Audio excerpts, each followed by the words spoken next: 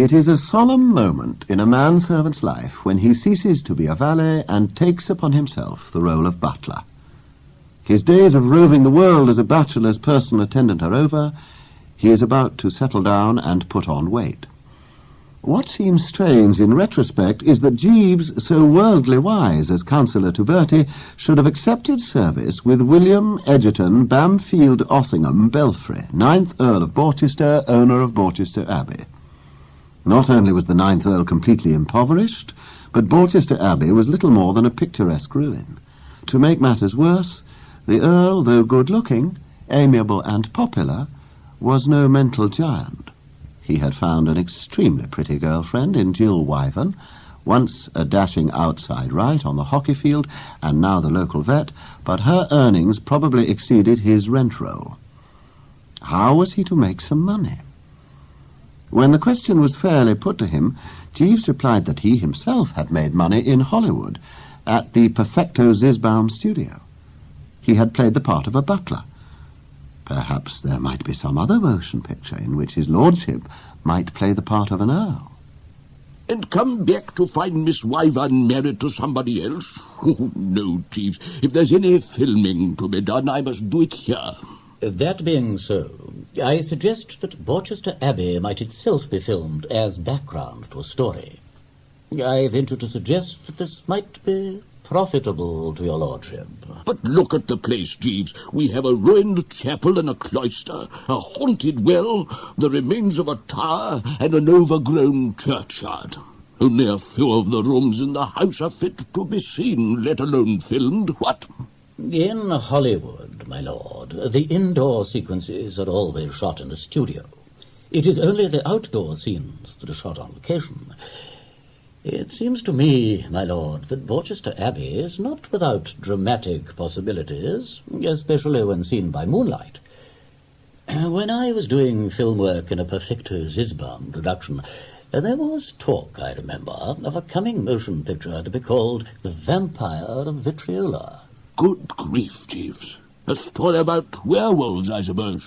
I fancy, my lord, that werewolves were to play some part in it. It was to be, if you follow me, a horror film.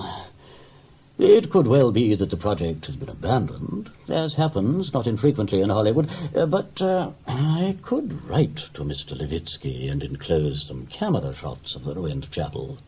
This would enable him to see the possibilities for himself. Having taken in the atmosphere, he might well be disposed to make your lordship an offer. The odds were loaded against the success of any such scheme, but the Earl was in luck.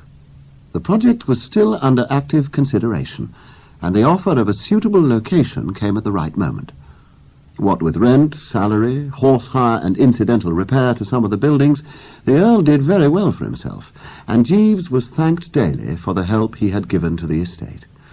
The day came when, on a brief visit to the set, Mr. Zisbaum himself took Jeeves on one side. Mr. Jeeves, I have to tell you that a film career is yours for the asking. At Perfecto Zisbaum, we are nearly always shooting a film in which a butler is needed. Why not you? It won't make you a star, I don't pretend it will, but then you may still be on the set when half the stars have ended their careers with nervous breakdowns. That Jeeves was tempted is certain, and indeed he was to admit as much. But he finally said no. In all too short a time, the cameras departed, and although the grocer's bill in the village had been paid for the first time in 20 years, it was not long before the Earl was once again hopelessly in debt. Then one day the situation was altered at a stroke with the arrival as a casual tourist of an eccentric but vastly rich widow from Los Angeles, Mrs. Marilyn Spotsworth. She fell instantly in love with Borchester Abbey and desired to buy it lock, stock, and barrel. The only difficulty to be overcome lay in the fact that the Abbey, although everything that Mrs. Spotsworth had ever dreamt about, was extremely damp, and she was, alas, a victim of fibrositis and sciatica. She was about to cancel the deal when Jeeves intervened.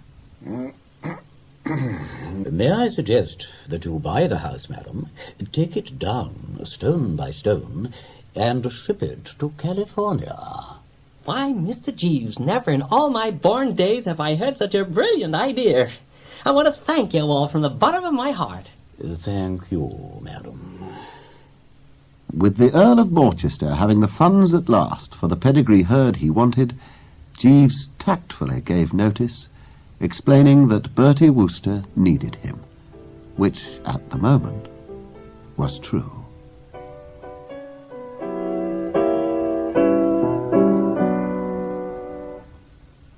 A proper butling career demanded, he saw, a background of solid wealth.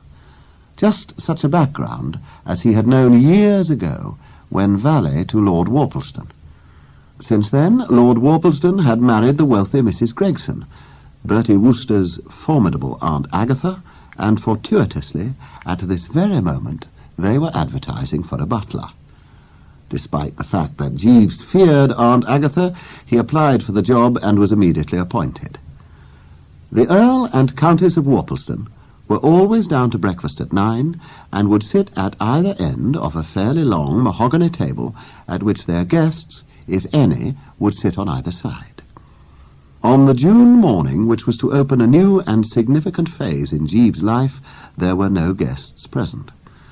The Earl and Countess, both a little deaf, shouted to each other down the length of the table, though Jeeves, pouring their coffee and fetching the toast, would have preferred them to send each other notes to be delivered by hand.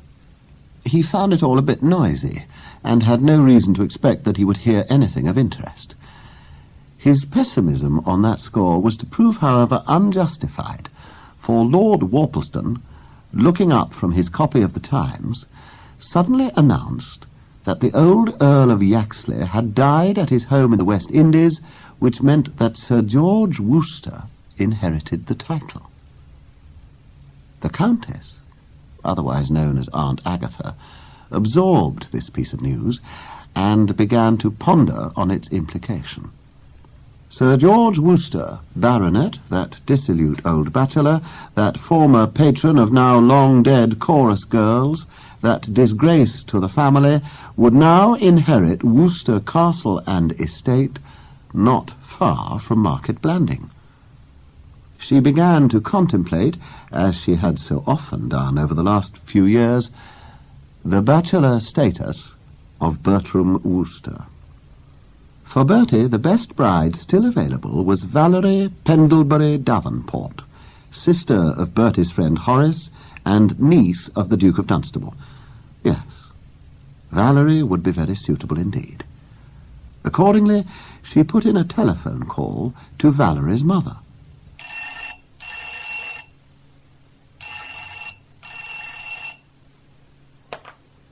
Hello, who's that speaking? Hello, Daphne. It's Agatha speaking. Listen, could Valerie possibly come and stay for the weekend?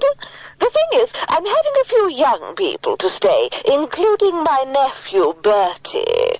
Just between ourselves, I feel that it's time he ended his bachelor days and settled down. Well, Agatha, I feel the same way about Valerie. She has been my despair, having had many proposals, some quite eligible, and having so far refused them all. I am sometimes quite vexed with her. Anyway, she is free to come, and will accept, I'm sure. I should only like to think that something will come of it. The small house party was arranged, Bertie accepting with obvious reluctance, and Aunt Agatha was left to wonder by what alchemy she could turn Bertie into a hero. But by the time her guests had assembled, her plan had been drawn up, and all with a part to play had been suitably briefed. The dining-room at Steeple Bumpley Hall opened through French windows onto a well-kept lawn, beyond which was a belt of trees, part of a wood in which pheasants were preserved. Walking along the edge of this wooded area, on an afternoon when Valerie was absorbed in a recently acquired novel called With Cloak and Rapier, Bertram was accosted by the old gardener, who showed him a snare he had just found in the wood. Look'ee, sir, there be some varmints and lads who be after rabbits and maybe pheasants, and they be a load of trouble. Now, they ain't proper poachers, just village lads out for mischief. And I wonder if you could keep your eyes open for 'em, sir, 'cause I reckon if you were to chase 'em off, they'd not come back. I expect they'll be here this evening, sir, if you'll just keep your eyes peeled. Bertie promised to do his best, and presently joined the others. That evening they had reached the final stages of an indifferent dinner, when suddenly Teddy, whose seat faced the window, called out that he could see some trespassers in the wood. Seeing that his cue for action had come, Bertie strode to the window.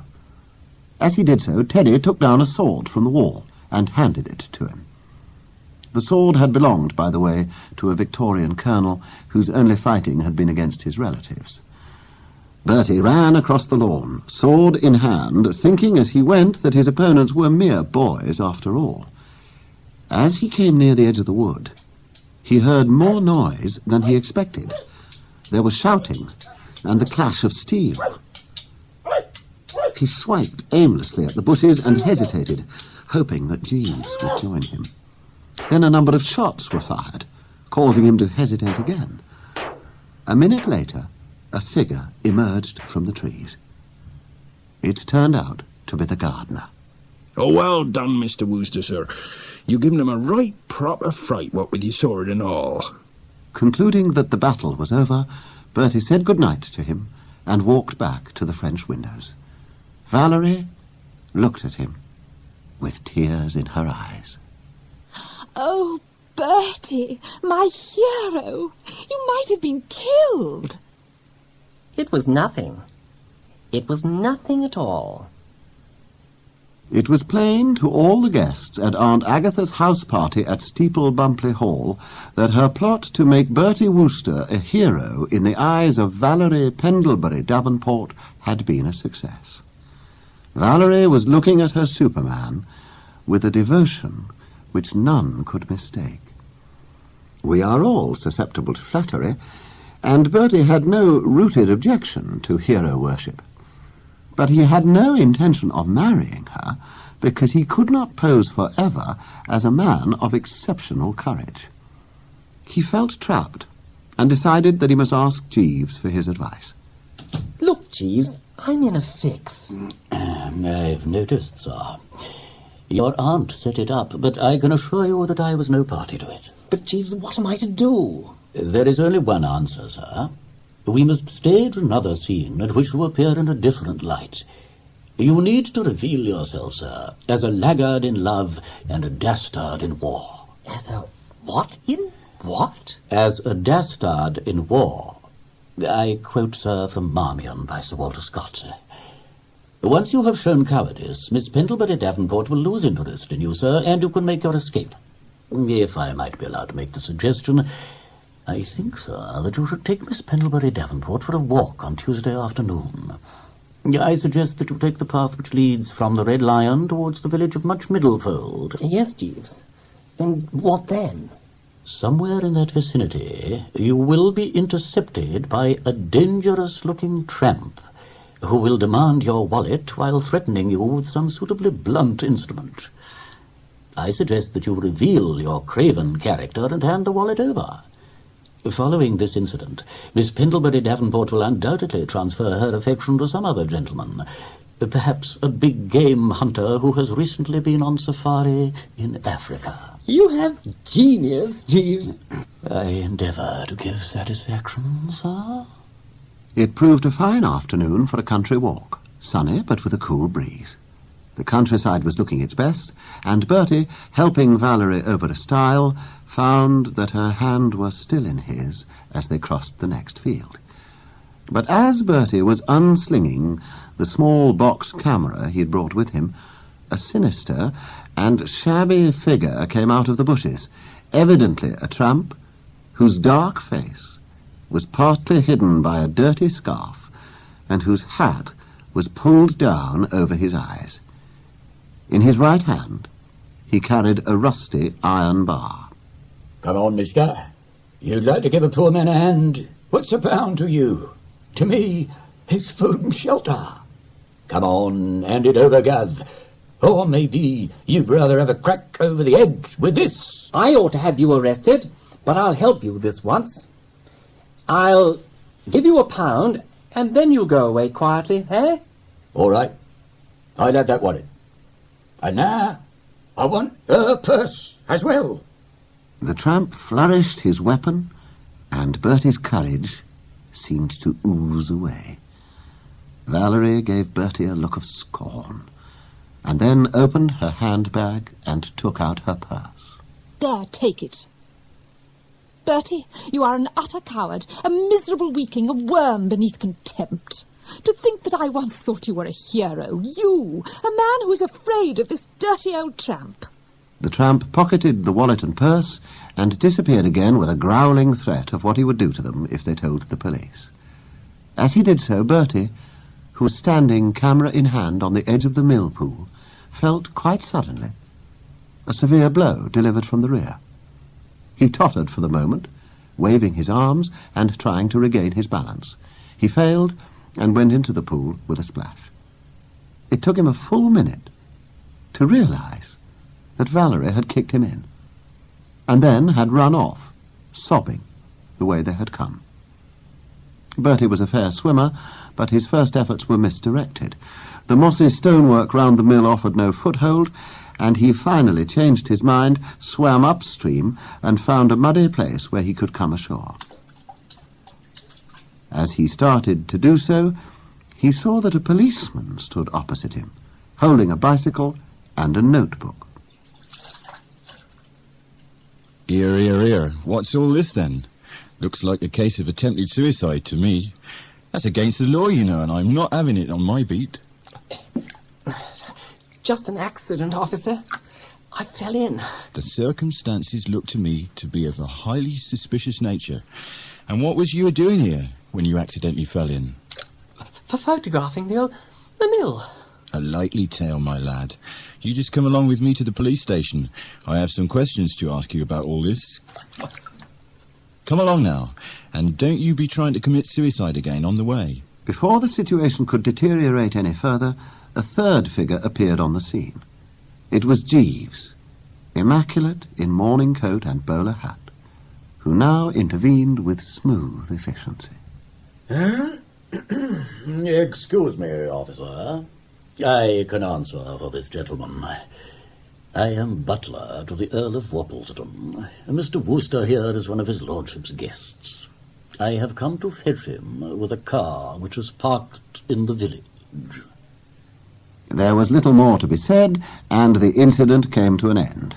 The car, Bertie's own sports model, contained a bath towel, an immediate change of clothes, and the luggage which Bertie had brought with him for the visit. It was Jeeves' suggestion that he might convey the information to Aunt Agatha that Mr. Wooster had been called away to London on urgent business. In a purely technical sense, Jeeves' work as a butler was beyond criticism. The fact remains, however, that his heart was not in it.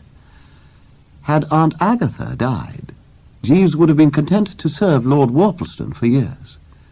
He might be irritable, and he was certainly deaf, but Jeeves had established with him a good working relationship. He had been wrong in thinking that he could do the same with the Countess. The crisis came one evening when the Worplesdons were dining alone.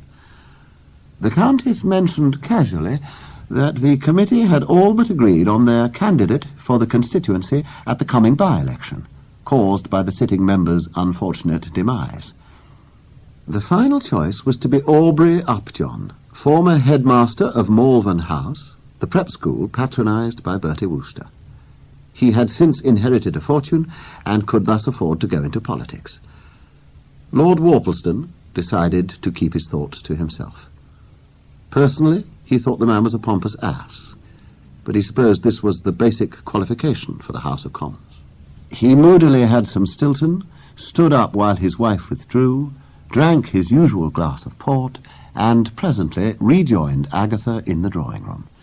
Jeeves, who should have withdrawn at this point, was still in the room. It appeared, moreover, that he had something to say. Lord and Lady Worplesdon, I hope I may be pardoned for taking the liberty. I could not help overhearing the news about Mr. Aubrey Upjohn. I wish to submit, with all due respect, that his selection as candidate would be most inadvisable. Mr. Upjohn, my lord, has many active opponents. A large number of his former pupils at Malvern House have formed a society, the members of which are sworn to thwart his political ambitions by every means in their power. It is called the Down John Society, and its members practice the art of throwing rotten eggs, an art in which some of them have become extremely proficient. At this point, Lord Worplesdon would probably have thanked Jeeves and returned to the article he was reading on trade prospects in Venezuela. The Countess, by contrast, was livid with rage, for she realized that Jeeves was right, and Upjohn would have to be rejected. She would have to convene the selection committee and tell them that she had been mistaken about Upjohn. It would be no exaggeration to say that Aunt Agatha's expression was such as might purge the soul with terror. Jeeves, when we wish for your political advice, we shall be sure to ask for it. In the choice of a parliamentary candidate, I do not expect my domestic servants to voice any opinions. I hope I make myself clear. So it was that Jeeves' one weakness as a butler, speaking out of place, once again got him into hot water. He had no alternative but to give in his notice. But where was he to turn next? Far from Steeple Bumpley, and knowing nothing of the clash of personalities that had taken place there, Bertie Wooster was once more in his London flat and without a valet. Many of his friends were out of town, and he was rather pleased when he received a telephone call from Kipper Herring, perhaps his oldest friend. But Kipper had not rung up for the sake of idle gossip. Far from it. No, he was ringing to tell Bertie that his engagement to the ravishing, red-headed Bobby Wickham had come to an end. Now, Bertie, as you will recall, had previously dallied with the glorious Roberta Wickham, and after Kipper rang off, he decided that the most civilized thing he could do was to drop into Harridge's and buy her an end-of-engagement present. The trouble with Harridge's is that its mere vastness is a discouragement in itself. Enter the place with a clear idea of what you want, and there is some likelihood of your emerging with the thing under your arm, whether a bottle of Tokai, a Ming vase, a treacle-cured ham, or a neutered poodle that has already had distemper.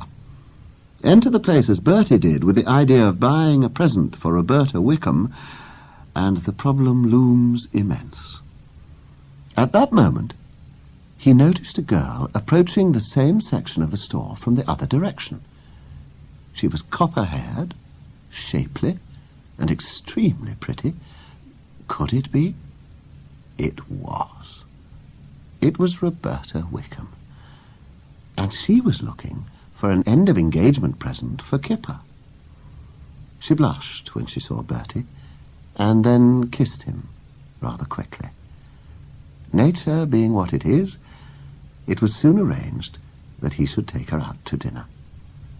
And that evening across the table, Bobby's eyes were bright with tears as she spoke of her broken engagement, which she blamed on her upbringing. I'm an only child, Bertie, and my father wanted a boy. That's why I'm called Bobby.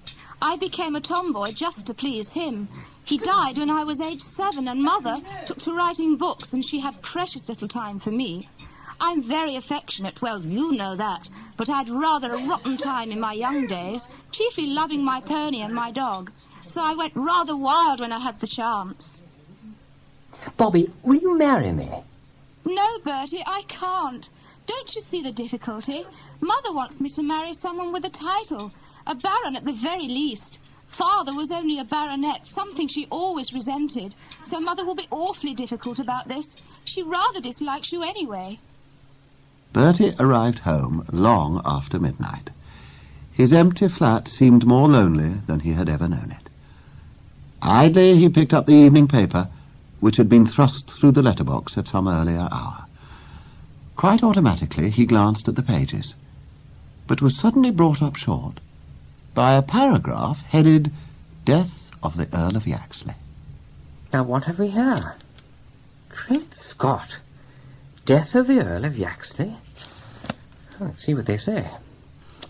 Better known as Sir George Wooster, Baronet, and a well-known figure in the West End, the Earl of Yaxley, who only recently inherited the title, died early this morning at his flat off Dover Street. The Earl represented an Edwardian type, the stage door Johnny, or man about town. He was never adjusted to the less colourful age into which he'd survived. He will long be remembered at Boodle's, and at the Devonshire, at the Café de Paris, and the Café Royal. It is understood that the Countess will now return to her previous home in East Dulwich. Bertie slept late next morning and was woken by the telephone. Not Aunt Agatha, he groaned to himself. But it was neither she nor any other aunt. It was Mr. Barrow, of Messrs. Hadley, Garrett and Stott, solicitors of Lincoln's Inn, who told Bertie he was ringing to inform him that he was now heir to the family estate, Worcester Castle, and the earldom itself. Bertie hung up and gazed into the future. He was now to live a very different life, as landowner, as peer, as justice of the peace. His days of stealing policemen's helmets were definitely at an end. With sudden decision, he rang up Bobby Wickham. That you, darling? Would you care to make a telephone call to your mother? Ask her whether she approves your engagement to the 9th Earl of Yaxley. Oh. No, I'm not off my head. No, I'm not suggesting... And anyway, I couldn't. He's dead. The point is that I've just inherited the family estates and title. That's right, darling. Now, you call your mother and obtain her approval. No, you needn't tell her that it's me. Meet me for lunch, sweetheart, and we'll arrange everything. So everything was arranged. After the honeymoon, the 9th Earl and his Countess drove north to visit his estates. He had not been to Worcester Castle for years, and she had never been there at all. Bertie suspected that the castle would be quite unfit for human habitation. He had accordingly booked accommodation at a pub on the estate, the Angler's Rest, which had been recommended to him by Kipper Herring. It was all, they found, that their friend had said, and the dinner, though simple, was excellent. The only tragedy was that the elderly landlord, Mr. Haynes, was due to retire, and nobody knew where an adequate substitute could be found. It was over coffee that Bobby came out with her bombshell. Forgive me, sweetheart, but I'm going to demand from you a very great sacrifice. When we settle down at Worcester Castle, having made some of it habitable, I really think that we should do better without Jeeves. I know he is still working for your Aunt Agatha, but I heard yesterday he has given in his notice, and I know you would want him back. However, I have considered the matter, and I do not think it would be suitable. So it was that Bertie Wooster and Jeeves finally came to be separated, as Jeeves had feared all along, by a red-headed member of the female sex. Now there are those who had maintained all Bertie's life that he was mentally negligible. Be that as it may, he went straight to a telephone and put through a call to his Aunt Agatha. Would she kindly inform Jeeves, he told her, that he had decided to offer him the post of landlord of the Angler's Rest. The Angler's Rest is only about 12 miles from Worcester Castle, and near the road which the Earl would be likely to follow on many of his normal occasions. Over the years to come, he would seldom pass the old inn without calling to have a chat with his old friend. Here at the Angler's Rest, Jeeves found himself in frequent opposition to the pub's resident bore, a retired literary agent who was inclined to lecture the assembly on any subject under the sun and at great length. Fred Mulliner, for this was his name, was one of those people who believe they know everything about everything. One evening, when Bertie popped in, he found Mr. Mulliner holding forth on the subject of film contracts. It is a fact that many young artists sign a contract for a minimal, not to say pitiful remuneration, and upon subsequently becoming famous, find that they are forced to continue working for the same inadequate recompense. This question is of special interest to me because it is well illustrated in the early career of one of my distant relatives, Lorna Languish, a star of the silent screen. But as Mr. Mulliner paused for breath, Jeeves, so far silent, seized his opportunity. Light is also shed on this subject by an experience of my own. When I was a character actor in Hollywood, I remember the advent there of Miss Jacqueline Fitzroy. Never heard of her. Nor would anyone know of her who had not actually been playing in Hollywood at the time. Her career in motion pictures was destined to be short. Although much admired at the time and highly valued at the Perfecto Zisbaum studio, she became engaged to a young English gentleman called Gussie. She sought to break her contract, thoughtlessly signed when she first appeared in Hollywood, not because the terms were ungenerous, not because her film was an unexpected success. Far from that, the film had not even been made, but simply because she wished to marry. She was told she could not break the terms of her contract. She must work for Mr. Levitsky until the contract expired. Hearing of her plight, I pointed out to her that there was nothing in the contract to prevent her throwing tomatoes at Mr. Levitsky whenever he appeared on the set. Accepting my suggestion, the young lady then acquired a considerable stock of the said fruit, and on the following day... Jeeves spoke with quiet authority, knowing how to hold his audience. No one spoke until he had finished. No one even coughed or sneezed. The only slight interruption was the sound of the outer door closing quietly behind Mr. Mulliner as he went out slowly into the cold and darkness of the night.